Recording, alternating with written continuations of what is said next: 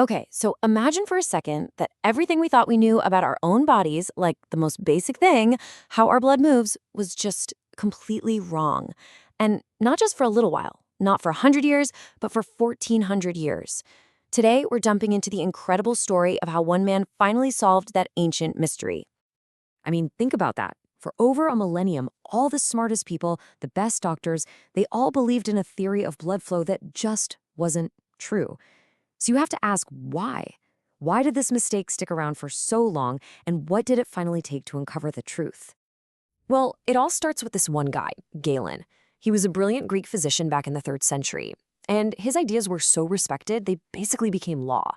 He taught that blood was made in the liver from the fujui, and he said it didn't flow in a circle. Instead, it moved kind of like the tide, sloshing out from the liver through the body, where your organs would just consume it for fuel. And for 1,400 years, that was that. It was medical fact.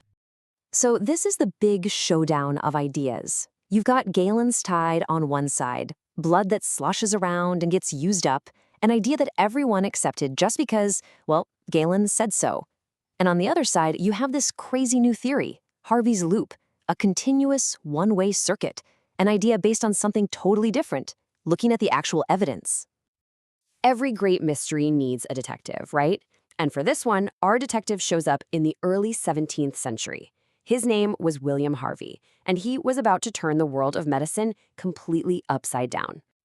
Harvey's whole approach sounds so simple to us now, but back then, it was totally radical.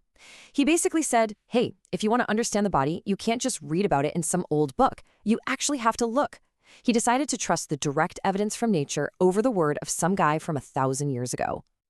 Of course, Harvey wasn't just working in a bubble. He was standing on the shoulders of giants.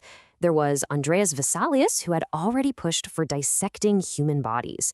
And then there was Harvey's own teacher, a guy named Fabricius. Now, Fabricius had found these weird one-way valves in our veins, but he had no clue what they were for. It was like a crucial piece of the puzzle just sitting there, waiting for someone to figure it out. So Harvey took these clues and he started to investigate.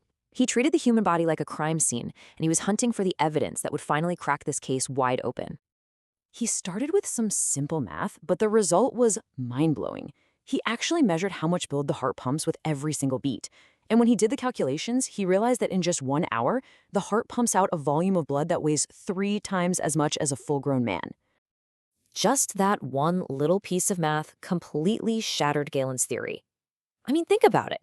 If our organs were consuming all that blood, our bodies would have to be producing an impossible amount of it, like all the time. It just made no sense.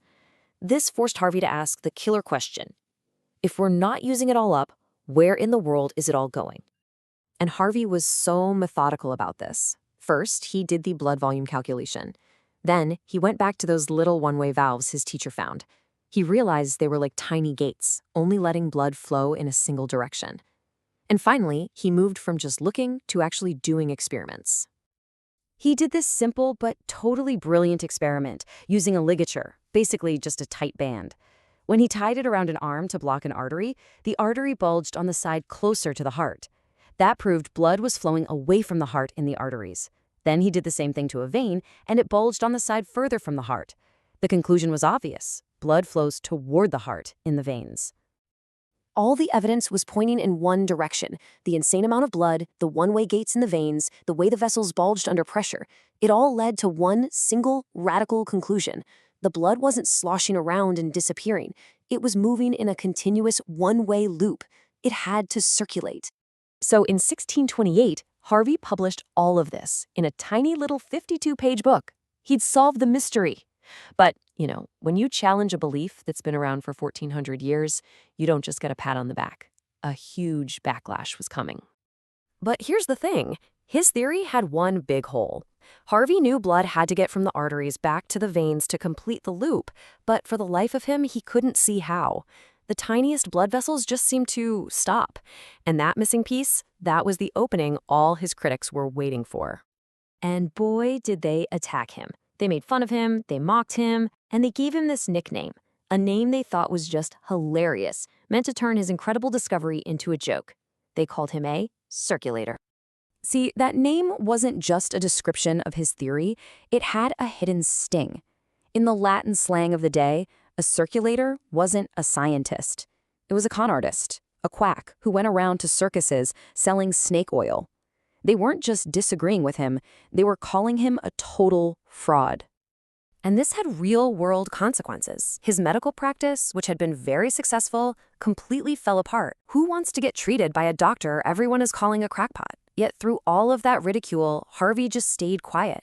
He kept working, totally confident that nature, the evidence itself, would prove him right in the end. And you know what? He was right.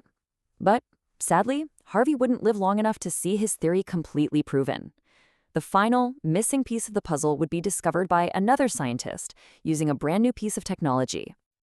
Just 4 years after Harvey died, an Italian doctor named Marcello Malpighi pointed a newfangled invention, the microscope, at a frog's lung. And there they were.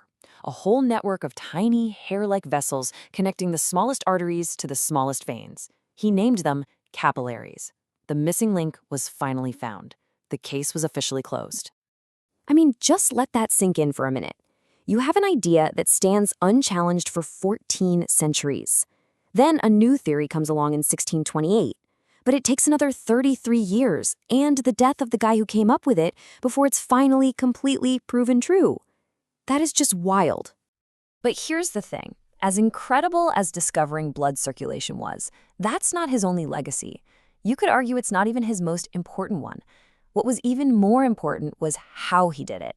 He basically gave us a whole new way of thinking about science. When you boil it all down, Harvey's true impact is this. He taught us to trust what we can actually see and measure, instead of just blindly accepting what we're told by some authority figure. That simple but revolutionary shift from authority to observation is the foundation for basically all of modern medicine and biology. Which kind of leaves us with a final thought, doesn't it? Harvey's story is this amazing reminder that even the things we think are solid facts can be totally upended by someone with the courage to just look closely and ask the right questions. It really makes you wonder, what widely accepted truth of our time is just sitting there, waiting for its own William Harvey to come along?